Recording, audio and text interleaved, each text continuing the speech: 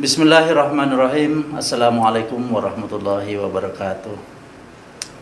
Alhamdulillahirabbil alamin. Shalatu wassalamu ala asyrafil anbiya'i wal mursalin wa ala alihi wa sahbihi rasulillahi ajmain. Para sahabat PTA yang dirahmati Allah, mari kita bersyukur kepada Allah Subhanahu wa taala atas limpahan rahmat dan nikmatnya kepada kita semua, sehingga diberinya izin kepada kami untuk tetap bisa mengudara di hari ini, tepatnya di episode kedua dari ruang podcast Pengadilan Tinggi Agama Pekanbaru.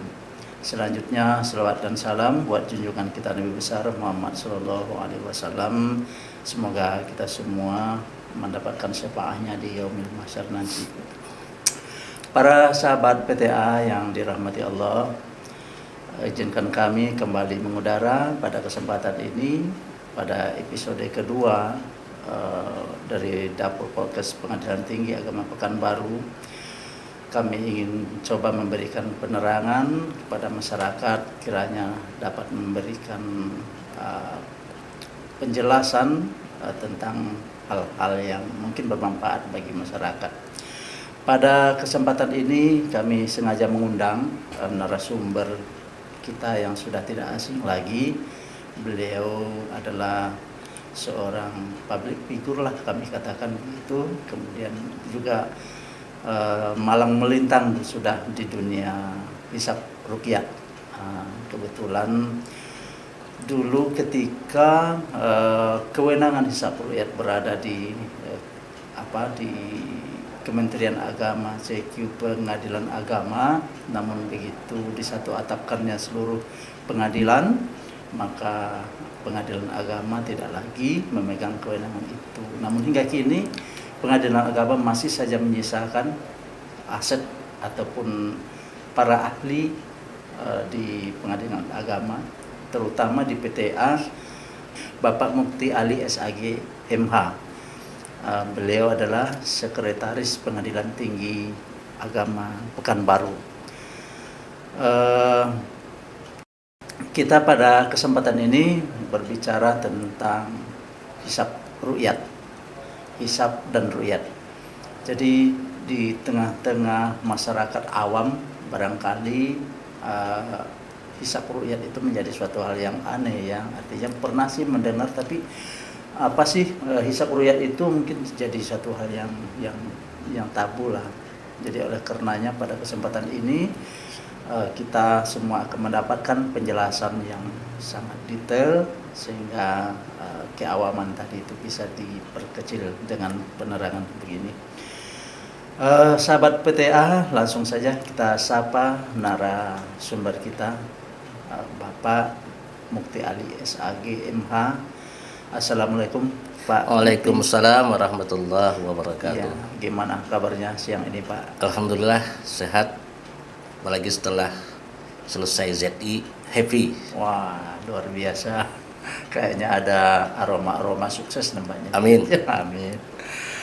Baik Pak Mukti, sebagaimana yang kami sampaikan pada pengantar tadi, sebagian masyarakat mungkin ada yang masih awam pemikirannya apa sih itu hisab ruqyah, terutama ketika momen menjelang penetapan 1 Ramadan, 1 Syawal atau tanggal-tanggal Hijriyah yang penting bagi umat Islam, itu selalu ramai kalimat itu digunakan. Itu bagaimana sih sebenarnya itu Pak? Ya. Baik. Assalamualaikum warahmatullahi wabarakatuh. Waalaikumsalam warahmatullahi wabarakatuh. Alhamdulillahillazi ja'ala Ramadan asyhara siyam lil mu'minin wassalatu wassalamu ala asyrafil anbiya'il mursalin wa ala alihi washabbihi ajmain.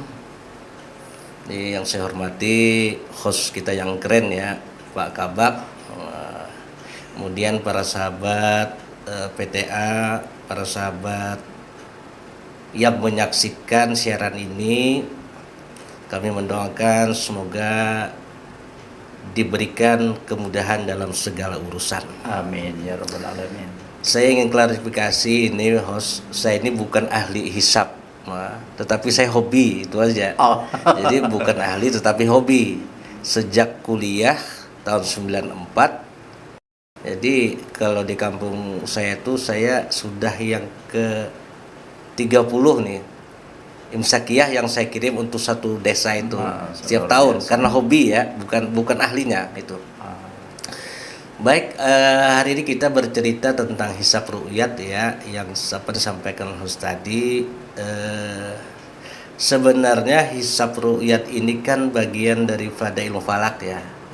Jadi ilmu astronomi terawan yang banyak mengkaji persoalan ibadah.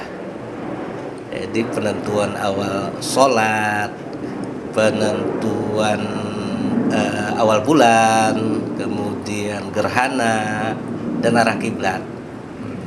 Nah, khusus yang awal bulan ini sering disebutkan dengan melalui hisab. Ya, karena juga ilmu falak ini kan juga ilmu hisab. Jadi awal bulan dengan hisab, kemudian ada hisab ru'yat. Jadi hisab ru'yat ini hanya identik ketika kita menentukan Ramadan, Syawal, dan Zulhijjah. Maka ada narasi untuk hisab ru'yat untuk 3 bulan ini. Kalau yang di luar itu enggak. Jadi di samping hisab juga ru'yat untuk 3 bulan ini. Karena ada momen penting di dalamnya. Itu. Nah, sekarang apa itu hisab? Sebenarnya secara gampang kan mudah saja. Hisab itu kan secara bahasa kan hisab berarti menghitung kan? Hisab kan menghitung. Kalau ru'yat melihat.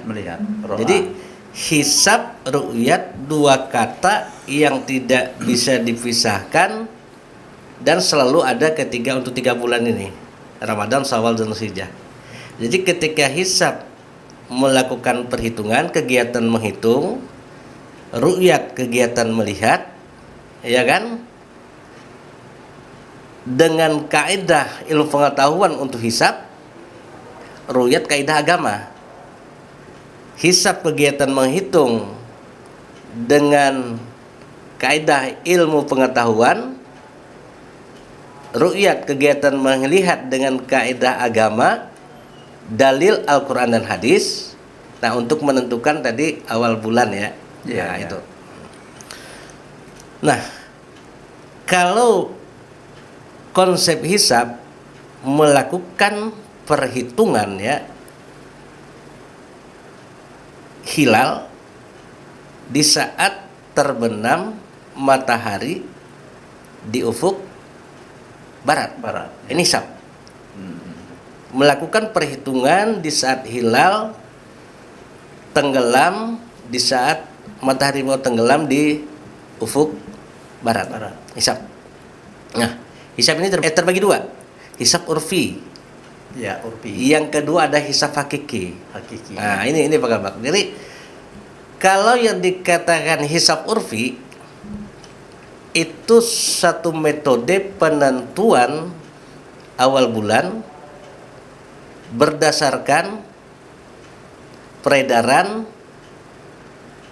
bulan bumi rata-rata mengitari matahari. Jadi narasinya rata-rata. Nah, bagi hisab urfi ya, berapa lama rentang waktu bulan mengitari bumi tadi dalam waktu 1 bulan itu. Nah, selama 1 bulan dalam versi urfi itu 29 hari, 12 jam, 44 menit 3 detik. Nah, ya kan? Sehingga mereka ngambil satu kesimpulan, bagi bulan-bulan Qamariyah yang ganjil itu umurnya 30. Yang ganjil umurnya 30. Yang genap umurnya 29. Ya. Nah, sekarang Ramadan itu ganjil apa genap? Bulan ke-9. Bulan ganjil. Berarti bulan ganjil ya? Ganjil, ya. Berarti kalau menurut hisab urfi 30. Nah, kecuali ya dalam hisab urfi ini Zulhijjah. Zulhijjah itu dia genap, tetapi kalau di tahun kabisat umurnya 30. Tahun kabisat itu tahun yang bisa dibagi 4. Itu kalau di sekarang 2024 ya. Nah, ini 30 ini Zulhijjah. Ini menurut hisab urfi.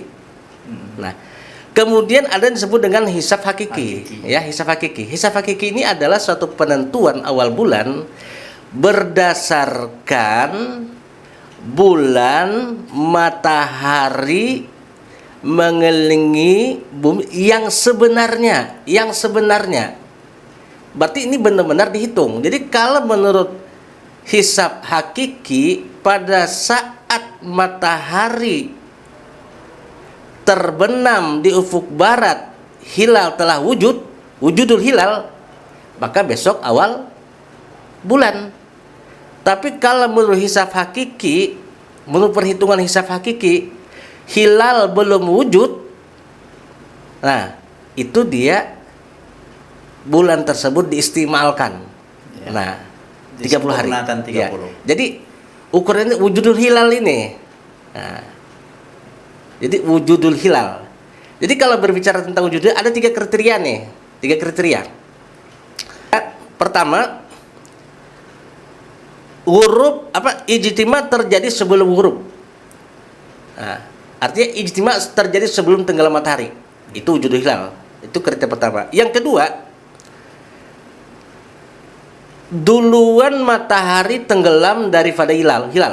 Nah, yang ketiga, hilal di atas ufuk. Jadi kalau 3 kriteria ini, maka itu wujudul hilal. Nah, ini menurut versi hisab ya. Sekarang menurut ru'yat, pengertian ru'yat tadi. Ru'yat itu adalah suatu kegiatan yang melihat secara langsung, kasat mata, memandang secara langsung ini Pak Kabak. Baik memandang secara langsung dengan mata telanjang maupun dengan bantuan alat. Ya. Jadi kalau melakukan ru'yat ini, oh ternyata hilal terlihat, berarti besok tanggal 1 awal bulan. ya. Tetapi kalau dia di bawah ufuk tidak terlihat, oh tidak terlihat nih, berarti diistimalkan. Kan dalam agama itu hadis kan, berpuasalah kamu ketika melihat hilal, berbukalah kamu ketika melihat hilal, bila terhalang maka sempurnakanlah bilangan Sa'ban atau Ramadan itu. Nah, begitu. Nah, jadi itulah perbedaan pendapat, perbedaan antara hisab dan ru'yat. Iya. Selanjutnya Pak narasumber, di tengah-tengah kehidupan masyarakat sering terjadi sih perbedaan. Contohnya kemarin di 1 Ramadan kemarin tuh pemerintah menetapkan 1 Ramadan di hari Selasa, kemudian ada Ormas Muhammadiyah ya menetapkan 1 Ramadan itu di hari Senin lebih awal 1 hari. Ini hanya dalam rangka positifnya, mungkin ada hikmah atau barokah di sini terjadi perbedaan, bukan bermaksud ingin kira-kira hikmahnya itu apa tuh Pak Ses, atau kenapa bisa terjadi perbedaan seperti itu gitu? Begini, karena perbedaan metode dan sudut pandang dalam penetapan awal bulan. Jadi bagi saudara-saudara kita yang Muhammadiyah, dia memakai metode hisab wujudul hilal. Jadi kalau menurut hisab hilal telah wujud, sudah berada di atas ufuk, besok awal bulan. Nah, sementara versi pemerintah, dia menggunakan hisab sebagai informasi, ru'yat sebagai konfirmasi. Jadi hisab, ru'yat. Bahkan sekarang ini ada kriteria mabim itu hilal bisa dilihat kalau sudah di atas 3 derajat. Nah, jadi kalau hilal belum mencapai 3 derajat, maka versi pemerintah bulan tersebut diistimalkan. Jadi hanya perbedaan sudut pandang dan metode yang digunakan. Dua-duanya punya dasar dan logika yang bisa dipertanggungjawabkan. Tergantung keyakinan, Mbak. Tergantung keyakinan masing-masing. Insya Allah. Begitulah mungkin amal ibadah ini memang dasarnya harus dari keyakinan masing-masing Pak narasumbernya. Dan kemudian Pak narasumber Ya. bahwa di 1 Syawal mendatang mungkin 4 hari apa 5 hari ke depan itu posisi hilal diperkirakan atau dihitung seberapa itu Pak, atau gambaran saat inilah. Baik. Saya selalu bikin narasi seperti ini Pak Kabak atau host, bahwa posisi hilal hari Selasa ya, tanggal 9 itu, ijtima itu terjadi jam 1:20 nah salah saya itu. Siang. Malam. Tanggal 9. Ya. Berarti tanggal 9 Selasa, dia Senin malam Selasa baru lewat 1 jam 20 menit itu. Ke tanggal 9. Terjadi tengah malam, tenggelam matahari jam 18:22, ya kan? Itu kan lama tuh. Oleh karena itu hilal sudah berada di atas ufuk sekitar 7 derajat untuk Pekanbaru. Nah, untuk Pekanbaru di atas 7 derajat. Jadi kalau kita melihat dari garis ketinggian hilal pada tanggal 9 April di Aceh ya, itu hampir 8 derajat itu. 7,50 aksen.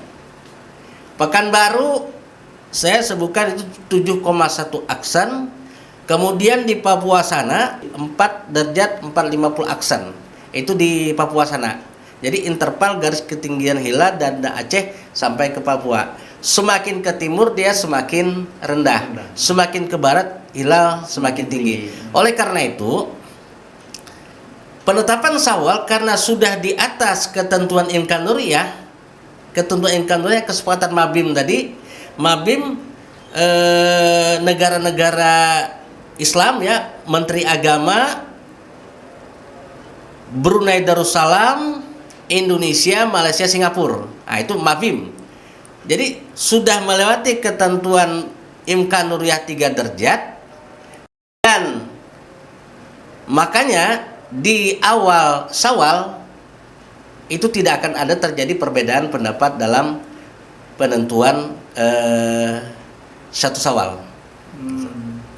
Jadi hilal itu sudah berada 7 derajat di atas ufuk. Satu hal yang pasti barangkali Pak, bahwa kita lebaran di tanggal 1 Syawal. 1 Syawal, ya, 1 Syawal. benar itu. Iya. Lalu Ramadan di 1 Ramadan. 1 Ramadan. Nah, ya, nggak boleh ada istihad itu. Nggak boleh ada ikhtilaf itu. Jadi kemudian angka 7 derajat posisi hilal di atas ufuk itu kira-kira berapa lama itu Pak? Hilal itu akan tenggelam itu berada di atas ufuknya itu berapa menit apa berapa jam gitu Pak? Baik, saya sebelum menjelaskan berapa lama, saya menyatakan begini. Kita dalam 1 hari itu 24 jam. Iya kan? Jadi ibaratnya matahari ini terbit kembali di ufuk timur, besok di ufuk timur, dia melakukan perjalanan 360 derajat kan? Lingkaran bumi kan 360 derajat. Ditempuh selama 24 jam. Oleh karena itu 1 jam berapa derajat? Kan 15 derajat. Iya kan? Jadi 360 dibagi 24 jadi 15. Jadi 1 jam 15 derajat. 1 derajat 4 menit.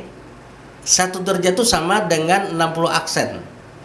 Jadi ini 15 aksen 1 menit. 1 aksen 4 detik.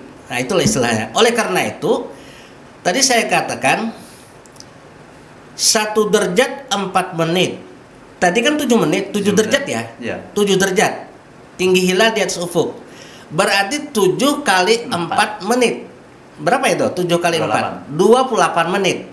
Oleh karena itu, hilal bisa kita saksikan pada tanggal 9 April di sore Selasa itu ada rentang waktu 28 menit. Jadi kalau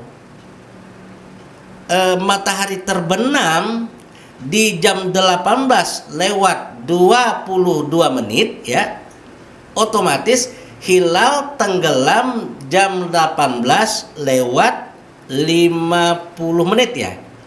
Iya kan? Iya. Sekitar itulah ya, hampir jam 7 kan? Ya. Itu lama. Nah, oleh karena itu saya yakin nanti kalau tidak mendung, para peruqyah akan jelas melihat hilal pada sore Selasa itu. Jadi ada interval selama 28 menit melihat hilal di ufuk barat menjelang maghrib itu. Iya, sangat bermanfaat Pak. Ya. Jadi di bagian akhir ini Pak narasumber, insya Allah dengan pencerahan yang cukup panjang lebar tadi akan sangat bermanfaat bagi masyarakat, terutama sahabat PTA semuanya.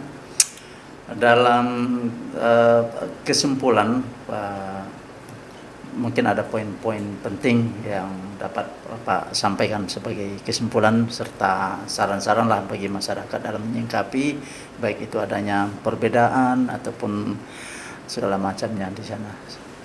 Baik, kesimpulannya begini. Pertama, sepakat awal bulan Ramadan, Syawal, Zulhijjah apabila posisi hilal di bawah ufuk belum wujud, sepakat itu. Artinya bulan tersebut diistimalkan. Sepakat awal bulan besok apabila posisi hilal itu berada di atas ufuk di atas 3 derajat. Di atas 3 derajat, itu sepakat.